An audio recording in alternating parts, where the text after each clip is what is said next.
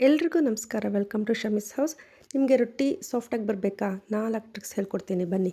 ಇವಾಗ first 3 glass ನೀರು ಹಾಕ್ಕೊತಾ ಇದ್ದೀನಿ ಇಲ್ಲಿ. ಇದಕ್ಕೆ ಇವಾಗ ಸ್ವಲ್ಪ ಉಪ್ಪು ಹಾಕಿ ಚೆನ್ನಾಗಿ ಕುದಿಯೋಕ್ಕೆ ಬಿಟ್ಬಿಡೋಣ. ನೋಡಿ ಇವಾಗ ಕುದೀತಾ ಇದೆ.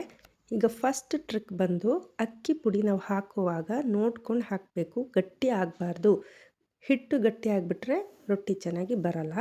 ಸೊ ಸಾಫ್ಟ್ ಆಗಬೇಕದು, ಸಾಫ್ಟಾಗಿರಬೇಕು ಹಿಟ್ಟು. ನೋಡಿ ಈ ಥರ ತುಂಬ ಸಾಫ್ಟ್ ಆಗಬಾರ್ದು, ಗಟ್ಟಿ ಆಗಬಾರ್ದು. ಗಟ್ಟಿ ಅಂತೂ ಆಗಲೇಬಾರ್ದು. ಇದು ಫಸ್ಟ್ ಟ್ರಿಕ್, ಓಕೆನಾ. ಸೆಕೆಂಡ್ ಟ್ರಿಕ್ ಬಂದು ಇದನ್ನು ತೆಗೆದಿಡುವಾಗ ನೋಡಿ ಈ ಥರ ಮುಚ್ಚಿಟ್ಬಿಡ್ಬೇಕು. ಇದು ತಣ್ಣಗಾಗಬಾರ್ದು. ತಣ್ಣಗಾದರೆ ಅದು ರೊಟ್ಟಿ ಚೆನ್ನಾಗಿ ಬರೋಲ್ಲ. ನೋಡಿ ಇವಾಗ ಒಂದು ಪ್ಲೇಟ್ ತೊಗೊಂಡು ಎಣ್ಣೆ ಸವರ್ಕೊತಾ ಇದ್ದೀನಿ. ಈಗ ಸ್ವಲ್ಪ ಸ್ವಲ್ಪನೇ ತೊಗೊಂಡು ನಾನು ಹಿಟ್ಟು ಕಲಿಸ್ಕೊತೀನಿ.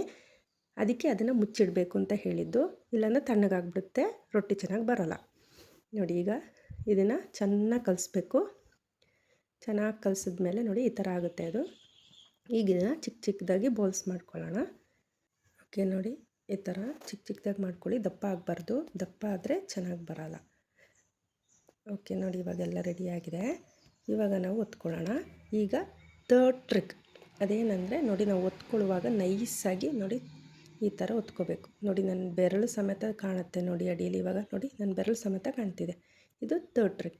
ನೋಡಿ ಇವಾಗ ಇದನ್ನು ಸ್ಟವ್ ಮೇಲೆ ತಾವ ಇಟ್ಕೊಂಡಿದ್ದೀನಿ, ಅದು ಬಿಸಿಯಾಗಿದೆ, ಹಾಕ್ಕೊತಾ ಇದ್ದೀನಿ. ಈಗ ಫೋರ್ತ್ ಟ್ರಿಕ್ ಏನಂದರೆ ನೋಡಿ, ಅದು ಬೆಂದಿದೆ ನೋಡಿ ಅಲ್ಲಿವರೆಗೂ ನೀವು ಅದನ್ನು ತಿರುಗಿಸಿ ಮರಗಿಸಿ ಎಲ್ಲ ಮಾಡಬಾರ್ದು.